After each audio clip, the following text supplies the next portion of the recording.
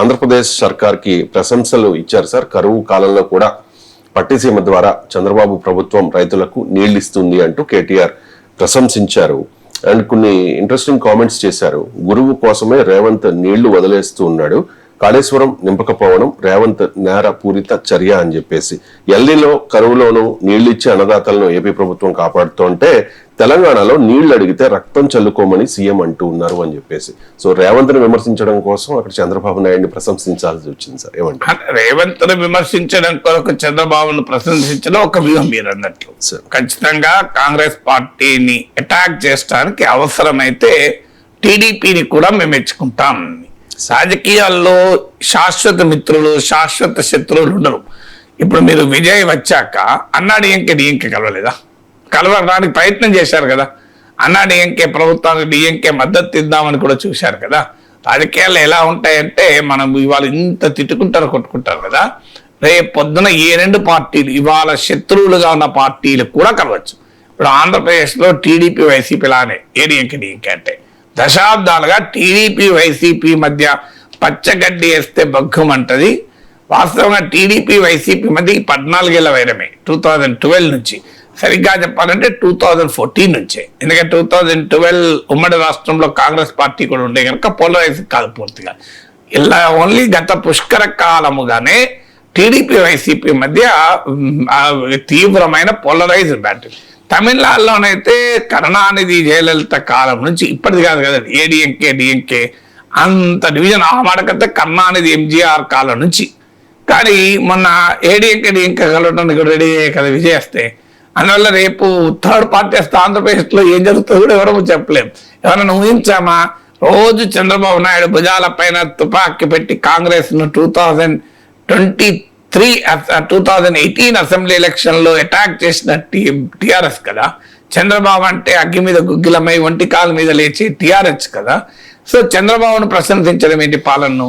పోనీ ఏదో హైదరాబాద్ లో ఐటీ రంగ అభివృద్ధికి చంద్రబాబు కృషి చేశారని గతంలో కూడా కేటీఆర్ అన్నారు. అది ఫ్యాక్ట్ కనుక దానికి ఎవరికి అభ్యంతరం లేదు. అది పొలిటికల్ ఫ్యాక్ట్ కాదు, అది పొలిటికల్లీ న్యూట్రల్ ఫ్యాక్ట్. ఇదేమో ఫ్యాక్ట్ అయినా కూడా పొలిటికల్లీ కలర్డ్ ఫ్యాక్ట్. ఫ్యాక్ట్స్ లో 2 రకాలు ఉంటాయి. ఒక రాజకీయ పార్టీకి యూనివర్సల్లీ యాక్సెప్ట్ చేసే ఫ్యాక్ట్. ఇప్పుడు ఐటీ రంగానికి చంద్రబాబు కృషి ఉంది అనుకోండి, దాంట్లో ఎవరికి డిఫరెన్స్ ఆఫ్ ఒపీనియన్ ఉంది? అక్కడ కళ్ళ ముందు కనబడుతున్నాయి కదా చంద్రబాబు కృషి. ఆడ హైటెక్ సిటీ బిల్డింగ్ ముందరికి వెళ్ళిపోతుంటే చంద్రబాబు నాయుడు గుర్తు రాకుండా ఉంటారు ఎవరికైనా, అది కామన్ కదా. కానీ ఇప్పుడు ఎల్నీనో ఎదుర్కోవడంలో కాంగ్రెస్ పార్టీ కూటమి టీడీపీ బాగా పనిచేస్తుంది అని కేటీఆర్ అంటున్నారు. అది అది ఈవెన్ ఫ్యాక్ట్ అయినా పొలిటికల్ గా అందరూ అంగీకరించారు. ఫ్యాక్ట్ అయినా అంగీకరించాలని రూల్ ఏం లేదు కదా. మన ప్రత్యర్థుల విషయంలో ఫ్యాక్ట్స్ కూడా ఒప్పుకోరు కదా. ఇప్పుడు రేవంత్ రెడ్డి ప్రభుత్వం మంచి చేసినా మీకు కేటీఆర్ ఒప్పుకుంటాడా? ఇప్పుడు రేవంత్ రెడ్డిని ఎన్డీఏ మంత్రి రామ్మోహన్ నాయుడు చాలా గొప్పగా పొగిడాడు. మీకు అది ఇవాళ వెంటనే అది ఎక్కడ డ్యామేజ్ అవుతుందో రామచంద్రరావు స్టేట్మెంట్ ఇచ్చాడు. చూడండి మీరు, ఇవాళ పేపర్లు వచ్చింది. వరంగల్ ఎయిర్పోర్ట్ ఏదో తమ విజయం అని రేవంత్ చెప్పుకుంటున్నాడు, ఇది మోడీ చలవా అని. కానీ రామ్మోహన్ నాయుడు చెప్పాడు కదా, మరి బయట కూడా ఉంది కదా రేవంత్ రెడ్డి చాలా వేగంగా పనిచేశాడు అని. సో మరి చంద్రబాబు నాయుడే చెప్పాడు కదా, dynamic chief minister Revanth Reddy Telangana ప్రయోజనాల విషయంలో రాజీ పడకుండా పోరాడే యోధుడు రేవంత్ రెడ్డి అని తుంగభద్ర సాక్షిగా చంద్రబాబు నాయుడే ఇచ్చాడు కదా. కానీ బీజేపీ అది ఒప్పుకుంటుందా? రేవంత్ రెడ్డి తెలంగాణ ప్రయోజనాలు నాశనం చేస్తానని అంటారు కదా. చూడండి, రామ్మోహన్ నాయుడు అన్న 1 డేలో రామచంద్రరావు అలా ఒడిన కామెంట్ చేయాల్సి వచ్చింది. ఎందుకంటే ఎక్కడ ఎన్డీఏ కూటమి రేవంత్ రెడ్డి మెచ్చుకున్నాక బీజేపీ ఏమని అటాక్ చేస్తుంది? సో అందువల్ల మీకు రాజకీయ ప్రత్యర్థులు ఫ్యాక్ట్ కూడా ఒప్పుకోరు. కానీ అందువల్ల మీకు ఎల్నీనో ఎదుర్కోవడం అనేది ఫ్యాక్ట్ అయినా అది రాజకీయ ఫ్యాక్ట్. మీకు ఐటీ రంగం అనేది రాజకీయ ఫ్యాక్ట్ దశ దాటిపోయింది కదా, అది ఉమ్మడి రాష్ట్రంలో జరిగిన పరిణామం కదా. సో అందువల్ల మీకు ప్రత్యర్థులు మంచి చేసినా ఒప్పుకోవడంలో రాజకీయమే ఉంటుంది, ఒప్పుకోకపోవడంలో కూడా రాజకీయమే ఉంటుంది. రాజకీయ పార్టీలు అంత ఉండవు. కానీ రాజకీయాల్లో స్ట్రేంజ్ బెడ్ ఫెలోస్ అంటారు ఇంగ్లీష్లో, అంటే చాలా విచిత్రమైన మిత్రులు ఉంటారు రాజకీయాల్లో. ఎందుకంటే తమకు ఉపయోగపడుతుంది అనుకున్నప్పుడు ఎవరితోనైనా పార్టీలు కలుస్తుంటాయి, విడిపోతుంటాయి. ఇది పార్టీల స్వభావం. ఎవరికి అభ్యంతరం లేదు, పార్టీలు అలాగే ఉంటాయి. కానీ వాళ్ళతో పాటు మనల్ని కూడా మారమంటారు. మేము మారినా మీరు కూడా మాలాగా మారండి అంటారు. అక్కడే పంచాయతీ వచ్చేది.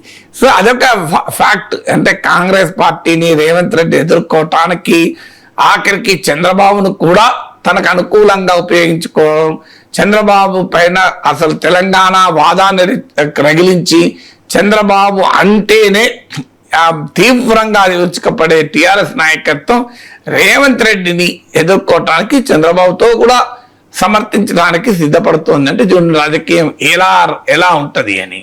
సో మీకు ఏ చంద్రబాబు భుజాల మీద తుపాకీ పెట్టి కాంగ్రెస్ కాల్చిన బీఆర్ఎస్ ఇవాళ అదే చంద్రబాబు భుజాల పైన తుపాకీ పెట్టి మళ్ళీ ఇవాళ రేవంత్ విచిత్రం చూడండి. సో అందువల్ల ఇప్పుడు ఇదొక రకం అదొక రకం కదా. అప్పుడు విమర్శ, ఇప్పుడు చంద్రబాబును మెచ్చుకుంటూ రేవంత్ను డాక్లో చూపెట్టడానికి. దాంతో పాటు పనిలో పని సైడ్ ఇంకో ఎత్తుగడ ఏంటంటే జిహెచ్ఎంసీ ఎన్నికలు రాబోతున్నాయి. మీరు అందుకే జిహెచ్ఎంసీ ఎన్నికలు రాబోతున్న నేపథ్యంలో రాజకీయ పార్టీలు అన్నీ అలాగే స్పందిస్తున్నాయి. ఇలా ఎన్టీఆర్ విగ్రహం చుట్టూ జరుగుతున్న రాజకీయం కానివ్వండి, ఇవాళ చంద్రబాబును మెచ్చుకోవాల్సిన అవసరం కేటీఆర్కి ఎందుకు వచ్చింది? కేవలం రేవంత్ రెడ్డి రికార్డులో పెట్టడమే కాదు, జిహెచ్ఎంసీ పరిధిలో ఉన్న తెలుగుదేశం అనుకూల ఓటర్లను తమ వైపు తిప్పుకోవడం అనేది ఇప్పుడు హైదరాబాద్ రాజకీయ భవితవ్యాన్ని తేలుస్తాయి.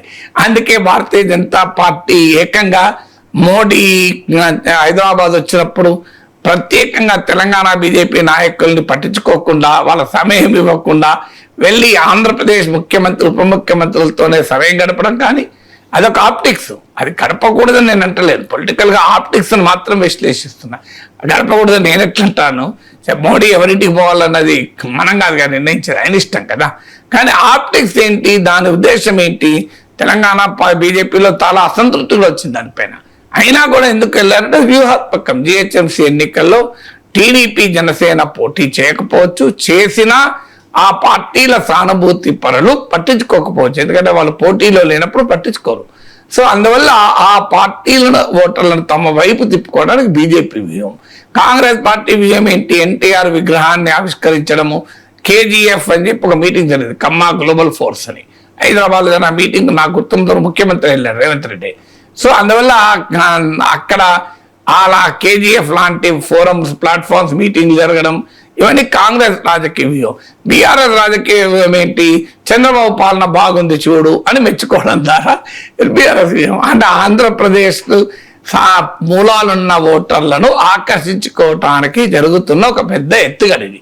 కానీ అర్థం కావాల్సిందంటే ఆంధ్రప్రదేశ్ మూలాలున్న తెలంగాణ ఓటర్లు కూడా ఆంధ్రప్రదేశ్ రాజకీయాల ఆధారంగా ఓటు వేరు. ఇప్పుడు చెన్నైలో ఉన్న తెలుగు వారు విజయ్ బెటరా, డిఎంకే బెటరా, ఏడీఎంకే బెటరా అని ఆలోచిస్తారు తప్ప విజయ్కి ఏ పార్టీతో లింక్ ఉంది మా రాష్ట్రంలో, మా రాష్ట్రం పట్ల విజయ్ ఎలా ఉన్నాడు, డిఎంకేలో ఆలోచించి ఓటేస్తారా?